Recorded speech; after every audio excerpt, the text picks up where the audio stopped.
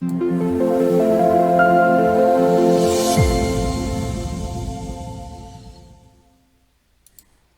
everybody. This is Justine Case of American Newscape, rejoining our friend Scott Dudley. Hello, Scott. I'm pretty excited about this because I had to sing a little Pointer Sisters for everybody. So, welcome back to American Newscape. Scott, are you ready? Why don't you take it away? I am ready, and I think the first thing I want to do is I want to tip of the hat to not only our listeners on the show who tune into Facebook, like us, love us, subscribe, share, etc., but to the family at Wolftown Dog Park, who when I walked in and sat at the hot sweaty chair with a bunch of other dogs and people, I said, "Hey, we're going to talk about music. What do you think we should talk about?" How cool is And that? because it's a perfect group because it's such a diverse group of people. I mean, the only thing they have in common is they are close to Imperial and they've got dogs, and so I've got a 76-year-old retiree worked in the county jail. I've got some city workers from Imperial. I've got a PhD French professor. Just a really eclectic group of sensitive, thoughtful people, Well, and they had ideas. that's great, Scott. I would have never thought of that, but other than who let the dogs out, what were they? How were they leaning? Well, and that's the funny part was as I was kind of thinking about the show, I was thinking, yeah, he and I, Justin and I, we come from the same era. We're just going to swap song lyrics from our teens. But so here's an interesting thing that came up, the paradox of today, and that is that um, back in our days, if you will, music had kind of a selective way of getting to the public that was really controlled by the record industry. And for better or worse, they really made a good effort to get quality because they wanted to make money and quality sold. And nowadays, with digital content and all the platforms, anybody who's anybody can really get their music out there. And so, on the one hand, the collective quality is probably quite a bit lower, and that can be frustrating to some people. On the other hand, all of us basically can pick up a piece of music and start making it and put that out into the world. What do you think about that? Well, I think it's true, Scott, but there are some, and people don't realize I have quite the music background because I was a music major in college and had a chance to play with some jazz groups and some symphonies. And I was always the weakest link in that, but I developed a real music appreciation. And when I was a child, my parents used to babysit me by sitting me down in front of the hi-fi and let me spin records. They taught me how not to ruin the records and spin them, and that captivated me. So I think it's so wonderful that you've decided to talk about this, and I totally agree with you. Music is therapeutic in every way, and but the one thing before you take off, there are so many extremely talented unknown musicians on the platforms like Instagram, Facebook, YouTube. They're just waiting to be discovered, and it's very heartwarming to see that. It's really given a new avenue. I was thinking of a guitar player I knew in the I think mid '70s or so, a guy named Ricky Rouse, and this guy was like Hendrix plus. He could play an electric guitar in ways that nobody else could. Just extraordinarily competent guy. And because he couldn't connect to a label, right place, right time, right people, whatever, he was basically a buried diamond, a diamond of a guitar, somebody who would have been one of the top 100 guitar players of all time, except that he couldn't get a major label deal. And I think that's one of the advantages of TikTok and Instagram, all the other platforms, is that now somebody like Ricky Rouse can get out and get heard and get seen and get the respect that they deserve, and hopefully maybe the compensation that if that's their goal. that they are entitled to. And so from that aspect, I think it is a real positive.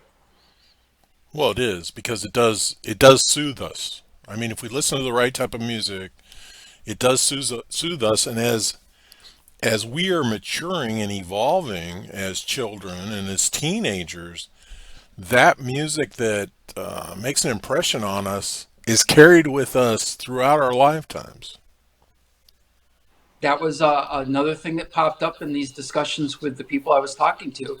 Is I talked to a guy who graduated in 1976, and he said the album Spirit by Earth, Wind, and Fire, which included some, so the big hit was, I think, Getaway, but it included a lot of really nice songs. He said every one of those songs is still on his playlist in 2024. Well, yes, and when I after I learned to sing all of Nat King Cole's and Frank Sinatra's and Ooh, Dean Martin's and Peter Paul and Mary's songbook as a small child, I finally graduated as I started to grow up, and the first group that I claimed was War. And War was phenomenally talented, very controversial in the day, but I found a lot of inspiration from them. actually toured as a roadie with the lighting crew from the war tours, and so I heard a lot of war stories and learned a lot of epic 70s on the road, 60s and 70s on the road experiences from them. Nat King Cole, I took a trip with another record guy in Michigan with my dad, who was a disc jockey and a record guy his whole life. And we took a 4.5 hour drive to Ludington, Michigan to go salmon fishing. And they only brought one tape. It was Nat King Cole's greatest hits. And so for five hours up and for 5 hours back, I'm sitting in the back seat of this Lincoln Town Car. Man, what a nice car that was! And just mellow grooving out to this magical voice who just had such a sense of romanticism and a sense of kind of love and respect. It was beautiful, and I fell in love with Nat King Cole at that point. Well, I think anybody that ever listened to him couldn't help but he was a remarkable human being because what he accomplished in entertainment was unheard of, absolutely unheard of, and he was the perfect person to do it. He broke through several ceilings, didn't he? Well, he did. He broke through. The first of the great artists that I loved so much as a child was Louis Armstrong. If you want to talk about breaking through ceilings, and his music still resonates. I mean, he had a captivating way with song and music, and he was just remarkable all the way around. But what else? Boy, you picked a topic we could just run off the mouth about for hours and hours, Scott, and I think it's good. I'd love to see who some listeners found inspirational. I hope that nobody at the dog park mentioned "Achy Breaky Heart" as something that inspired them. It was, again, it was interesting in the dog park because nobody really went to, well, here are my greatest hits. Everybody kind of went to bigger issues. We talked about, for example, the change in concert venues and how pricing is such an important part now, and it's really out of the reach of, remember, when we were kids. I was going to rock concerts by myself when I was 12. Wow. Um, Wow. and it was okay, and I could afford it on my paper route. Nobody Well, was financing me. yeah. Um, but nowadays, to go to like an all day festival of dance music, for example, is it's like five, six, seven, $800, and there's VIP seating, and you don't get in first, and you wait in line, and the culture has really changed about who gets to be in contact with the music, and there's a certain economic touch to that that's maybe concerning. Well, it is, but there again, I think we can all find our own venues. There's some remarkable concerts in the park. There's some remarkable bands, in our area, there are some very, very talented artists that can entertain with music, and I think it's that experience that affects us and helps us. I agree. I'm a big well. We danced and we moved before we talked as humans, developing, not Yeah. only developing as babies, but as the human race developed, as we began to get closer to who we are today. We danced and we moved, and our heartbeat was the original beat that got dropped before we even developed the powers of human speech. And so I think that really speaks to the core value of music in terms of defining who we are as people. Well, I agree, and I've had a been very blessed to interview quite a few musicians on this channel, and I always reach out to them, and they're all remarkable in their own way, and I think most of them aren't in it for the money. They're in it for the love of the experience. I would bet because the pathway to money is uncertain, and you almost have to luck out. It's almost a lottery ticket. Well, and And there are so really talented musicians who make very little or nothing off of their stuff, and they still put it out there and they still do it because they love it. well, and you brought up Jimi Hendrix. I never considered him a musician. He was more of a showman. He was more of a person that could push the boundaries, push the limits, and the crowds were very receptive to that. He learned that from some ultimate showmen, though. He learned that from the Isley Brothers, from Little Richard. Oh yeah. So while he was back in the corner developing his guitar technician technique stuff, which is pretty darn good, he was also having to perform on stage, guitar stuff that was way beneath his abilities. But he had to look a certain way and perform a certain way, and he was watching people who were really good at doing that. And I agree with you completely that he took that element of musical performance and really raised that to some much higher level. No, absolutely, and he's revered by many. I was just never a fan, and there's nothing wrong with that. You know, I didn't enjoy the music, but I could listen to Chet Atkins play a guitar for hours, and how he interacts with other musicians is remarkable. So he's almost like guitar guru. Um, Yeah, yeah, no. One of the things I grew up with every week watching was Hee Haw. So I got Roy and Buck. yeah, Roy and Buck, and Roy was a guitarist from outer space. Yeah, and Buck was a showman. Well, Yeah. and they gave me a little dose of country music. One of the things that came up also was the vast variety of genres that there are, and how some people who may get stuck in one genre may miss a lot of good stuff happening in other genres. Oh, absolutely.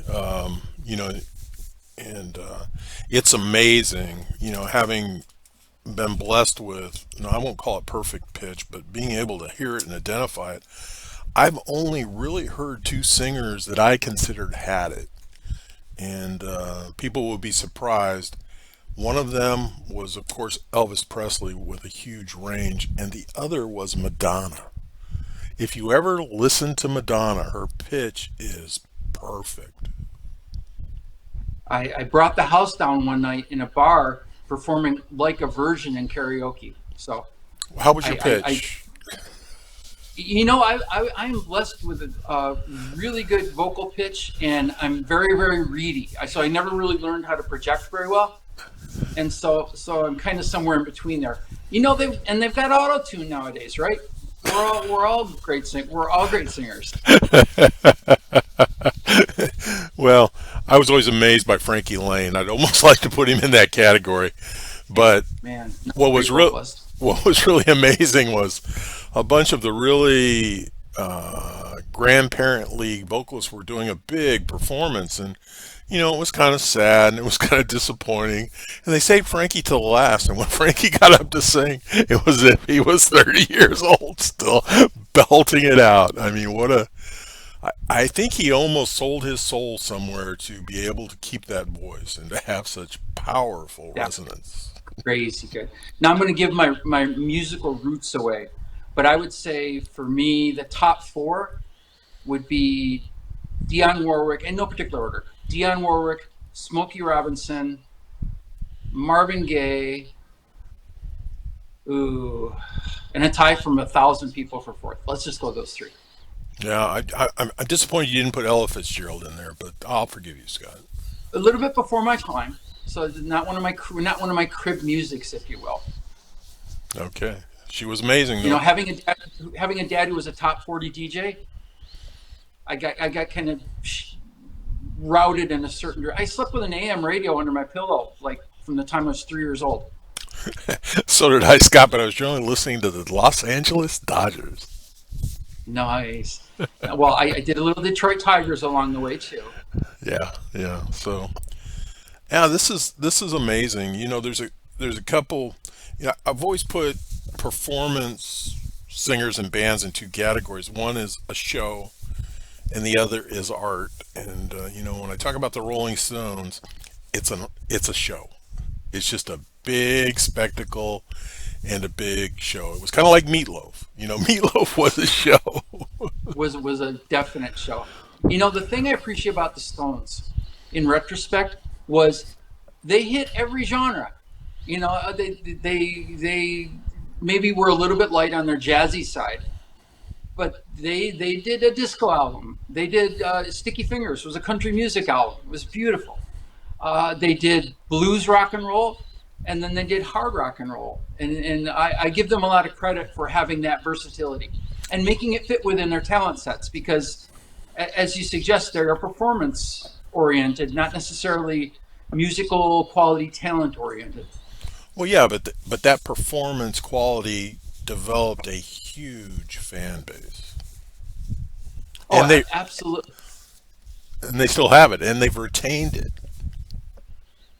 I think by doing the genre thing, they were able to kind of help build that because I bet they got some country music fans. You know, when Wildflowers came out or Susie, songs from Sticky Fingers. I think people who like country music were like, these guys got this. They got it wired. Oh well, I promise you, it was all better than "Achy Breaky Heart." Now you became a musician and were raised and born a musician. What about accessing music directly? How is that something that is more accessible nowadays? Is that something that uh, can really do your soul some good? Is that Well, so? I'll personally speak. I was a background singer in two semi-professional bands because I had good pitch.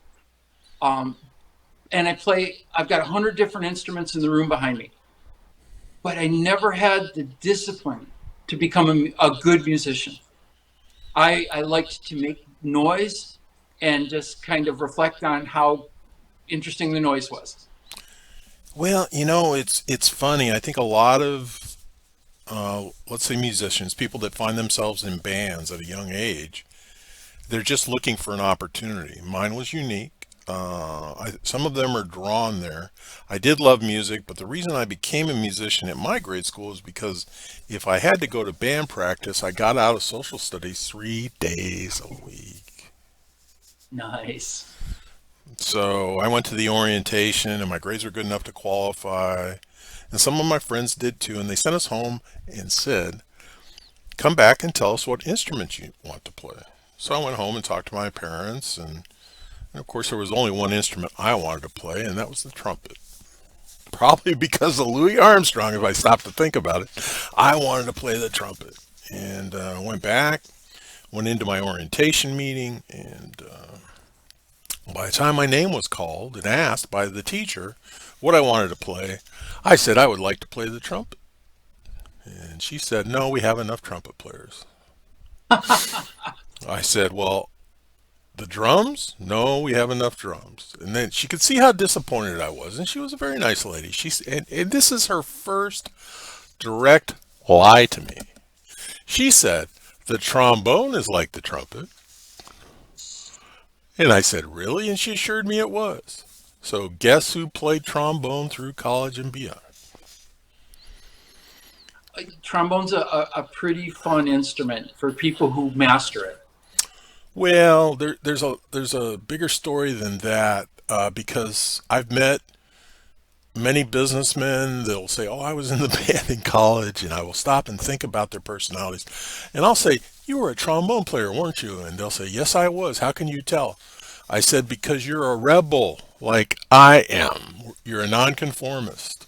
And the reason we become nonconformists because people that haven't been in grade school bands, when you show up, it's oompa, oompa, oompa, oompa for weeks on end. And the other knowledge is most of the band teachers, particularly in grade school, one of the instruments they've never played or read is the trombone because it's in bass clef while everybody else is playing in treble clef. So while you're in this band, they can't help you. So they ignore you. And you do your oompas, and then you do your oompas. And the only skill you develop is to be a rebel and screw around. So most trombone players, real trombone players, through at least through high school, they screw around too much and they really don't fit into the band. Most of your college trombone players are converted. And what are they converted from? Trumpet players. So Yep. when we talk, trombone players talk, or talk about trombone, specifically trombone bands, that is the first question they ask. Did you originally play the trombone or were you converted? Makes a difference. It does. It makes a difference in personality, odds, and everything else. But it became a great experience for me. The reason when it took off for me, I went to a summer band camp that I didn't want to go to, but I was told I needed to go there. That was being taught by my mother's friend's son, who was a graduate musical major from ASU. And so there I found myself. And he did an orientation. And what he told us, seventh and eighth graders, is I do not need any teenagers. I need adults. So right now, quit acting like a child and be an adult. And I thought That's to my, actually wise advice. well, I thought about it and I looked at this scrawny, crazy, perm headed guy who was very demonstrative in his 120 pounds. And I kind of smirked, but he took us in privately to listen what our talent levels were, and he just reinforced that and reinforced that. And what's strange is when I became a baseball coach years later, that was my attitude. I adapted his motivation technique with teenagers because it was very, very effective. And just about everybody in his classes went on to play as long as they wanted, and they became lead chairs in the bands that they were in. We all learned more from him in 4 weeks than we learned previously and ever learned afterwards. So what a Yeah, gift. yeah, yeah. Kudos to him, and because it's a real empowering way to go, right? To say to somebody who's never really been expected to act like a grown up, yeah, it's time to turn this stuff on, and you got it in you. That kind of gives them permission to be their higher self, to be their better self. Well, you're I wish absolute. wish You're, my musical story followed that pathway. I showed up to guitar class with my guitar strung and tuned left-handed, and my guitar class teacher said, I don't know what the hell you're doing, but you need to get that guitar restrung and tune around before I even talk to you in class. Which of course, I would only 50 minutes a day. It actually took me like the first 4 weeks to get it all turned around and stuff, and then I became a right-hand guitar player, which happened with a lot of my stuff. So, but then on the other hand, I was also in band. I played clarinet. I was the great male hope because all the great clarinetists in our class were girls, of course. And I was the great male. Everybody, all the guys were rooting for me. All the third and fourth chairs, they were all like, "Yo, go Scott, you got this." And at the end of the day, I had crushes on all the alto saxophone girls. And so when the band leader said, "Who wants to play alto clarinet?" I was like, my hand was up before I was like, "Yeah, that's my instrument." And the cool thing was I was the only one in the entire city of Lansing, Michigan, who played this. So when we did citywide orchestra, I had my own section. So I was the first chair. I was the first chair. And the bad thing was it was alto clarinet is really not a heavily utilized instrument anywhere. And so there weren't a lot of rock and roll bands ready to pick me up when I graduated. Well, as I say to all symphony conductors, shame on you. They never let the trombones play anything. Absolutely nothing, only in a support role. Yeah, alto clarinets did not have a lot of leads. I will say that. I remember sitting in a Scottsdale Symphony rehearsal and they handed out some music. And when I saw my music, being polite, I raised my hand, at least polite for a few moments, and I was called on. And you have a question? I said, yeah. This music, this sheet music, and imagine I'm looking at sheet music that was nothing but a giant rest. And I know. I said, can you look at, the conductors have all the sheet music on this huge paper in front of them. I said, can you look at our part and can you explain to me what you see? And he stopped and he said, that's unusual. I said, well, what do you see? He goes, it's just a giant rest. I go, yeah, absolutely. So why the hell are you handing us this? Now, can we leave the stage while the rest of the symphony plays? And he Can you just, play for us? Just act like you're playing. Look busy back there. but that's what you start to experience, And if you look back in this channel, I had a chance to interview two brothers that their grandfather played with a musician or a band leader by the name of John Philip Sousa. And of course, I remember the guy.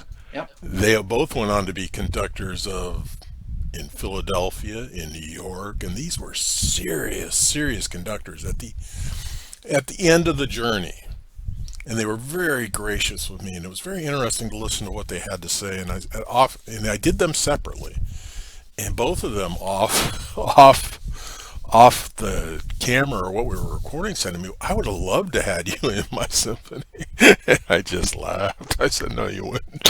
No, you wouldn't. But it's a treat to talk to you. I mean, it was a treat to talk to you. It was very heartwarming. They talked about how their musical careers grew, which is of such a perspective that nobody else could imagine. Their mother's impact, their father's impact. They grew up in a family and in a family tree that this was expected of them, and Makes they such a difference. and they loved it. Genetically, they loved it. Nice. It can be that way where, you finally track down your father if you're an adopted kid and you find out that you love the same things that they love. And we don't realize how kind of that can be really hardwired into us. Well, it is, and and music has the greatest opportunity to do that. If you find yourself to be a person out there that really doesn't have much use for music, I encourage you to take another stab at it. Well, and in two different ways, both as a consumer, as a person who listens to music and finds their niche or multiple niches like me. Every genre of music has something for me now. Or the direct experience. What can you sing? Can you play something? And at some level, I mean, with all the do-it-yourselves now on the internet, you might be self-trainable. No, absolutely, and I've heard some church choirs that are just amazing. I mean, jaw dropping that they have so much talent and so much harmony. That's the auto tune, Justin. Scott, this was before the auto tune. I can sing my bottom harmonies now. I don't even need another singer. Well, you should do that. That frightens me. I've seen these amplifiers you just what paste on these electric amplifiers you just paste on your any guitar and now it's electric and I'm thinking, what is that? The technology and the availability of self-performed music is just has really made a difference in terms of accessing it to anybody. I mean, my little reedy voice turns into something really special with the right sound setup. Well, and one instrument I always wanted to try, and a lot of them are not fulfilling to me, but I always wanted to be a double bass player, and I wanted to spin that big old double bass and look cool because I could look cool while I was playing an instrument. So I thought the fans will want me. My being in bands and being peripheral enough that I didn't have to kind of be talented in what I was doing. I always had mad respect for the bottom, for the bass players, for the percussionists, because it was really the connective tissue of any song. And without that good connective tissue, the song really couldn't do anything, no matter how talented the harmonic people were, the people on top were. Oh, you're exactly right, Scott. I remember college jazz ensembles. We had a musician drummer or a studio drummer that was our drummer, and I'd never experienced playing in front of that before. But he had a talent that if you found yourself lost as a musician, and that may only be you may only be one beat behind, he had a way to talk to you with the drums and bring you back. Yes, I've had that too, and Yeah, it's amazing, right? It's because they sense it almost. It's like at a cellular level, and then they can kind of grab you yeah. with the beat and just kind of pull you up to where you need to be. And I remember talking to him and asking him how he did that and where did you develop that talent. He said he didn't know. He kind of always had it. And I said, "Are you talking directly to us all individually?" He says, "Oh yes, you have to." Wow, that's And amazing. he went on to a very successful musical career. And there again, I was so lucky to be touched by him and have that experience. To even know that that ability was possible. Absolutely, and I had no clue. I could listen to Buddy Rich and go, "Yeah, that's interesting," but I never had a chance to experience it. Nice. That is really cool. I'll speak for me as a consumer. What I value in music, which is why I can cross genres, is the emotional content of the performance. And so ultimately, my singers are the ones who, make the little hairs on the back of my neck go up because I can feel what they're singing. Same thing with the instrumentations. If I can feel a vibe off of the music. My favorite movie as a kid was Fantasia, and it was all about the tunes. Well, interesting. I My favorite as a child was My Fair Lady, and it was all about the music. It was all about the songs. I hate. Julie Andrews' voice. Oh yes, so little Julie had a very powerful voice. I would sell my soul for power and 4 octaves. To be frank. I hate to talk about me, but I've had a chance to many times interview Dirty Cello, which is a group out of San Francisco, and Rebecca Rodman, the lead. You have to realize that that whole band is they're orchestra musicians, all classically trained, and they play rock and country with her as the lead as the cello. But what I noticed in researching her is when she's performing live, grandma and grandpa jump out of their chairs and start dancing. The grandkids start dancing. The crowd has a remarkable time. So no matter what you think of the music, look at that impact on the crowds. And it's heartwarming for me. I would say that that's really the core here. Maybe we've hit on something, that the infectiousness of music is really tied to how it resonates within that person. And so, yeah, it has to be good. Good music's easier to listen to, but if it grabs you, and moves you. And maybe that's why as teenagers that music from that genre of our lives is so sticky, is because we're so emotionally volatile. But if it grabs you and moves you, that's really what it was born to do.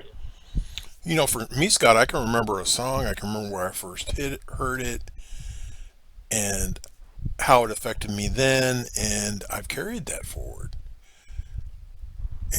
because that was what I needed to hear when I was 12. That's what I needed to hear when I was 14, and it still resonates. It's amazing how that the songs of our lives. I always thought when I heard songs, or when I hear a song, even today when I hear a song, I'm like, my life is a movie, and that's the soundtrack right now. Well, I think that's a great perspective. Well, we tend to hook ourselves up narratively, right? We tend to get into the my life is a story, and every day is a different chapter or whatever. But I've always, whenever I hear a song, I'm like, yeah, the producer of the movie just dropped this in as a soundtrack. Well, and that's fun too. I mean, it's fun. You know, now it's very expensive for Hollywood to use this licensed music as soundtracks. But it's remarkable when they actually grab one of those songs and do use it from our past. Oh, absolutely.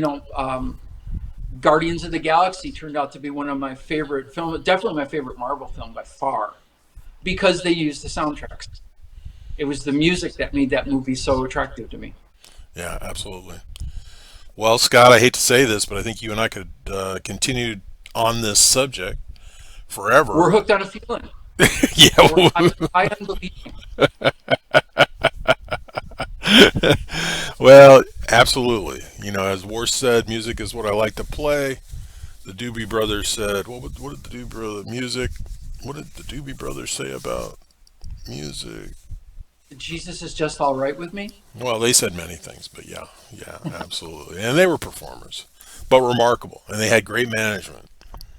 Nice. Yes, they did. Hey, I've got late polling results. The election isn't over until it's over. My fourth favorite singer, Philip Bailey from Earth, Wind, and Fire. Wow, yeah, they were a wonderful group. I request September every time on the local radio station, and I tell them to keep playing it because it's a remarkable song. The more they play that song, the more likely it is that we get a national holiday for Earth, Wind, and Fire in September, and I'm all for that. So, No, Scott, I believe we have enough national holidays. And, you know, I think now they're pushing for National Potato Day and National Potato Park, and that's too much. That's too much. You know, if we were in Ireland, I might understand. yeah, yeah. Potatoes are delicious, but they're also good for diabetes. Yeah. Okay, Scott. All right, my friend. Thank you for this. Let's touch on this subject again. I believe this is something we could keep coming back to. And again, if listeners or others in our universe have thoughts on this, it's like their thoughts help generate good show content. So we'd be more than happy to hear it and respond. Well, yeah, absolutely. We enjoy having them tell us what we should have said or what group we should have mentioned, and we'll try to. Justin, my best ideas come from somebody else. Yeah, there are no new ideas. Cavemen were having these thoughts before they were speaking. Yes, they were. All right, my friend, you take care. Thanks, Justin. Hey, everybody, this has been Justin Case and Scott bringing you American Awesome. Thanks for joining us. Remember, additional information and links provided in this video's read more. Today's the day to subscribe to this channel. Please learn more about Scott when time permits.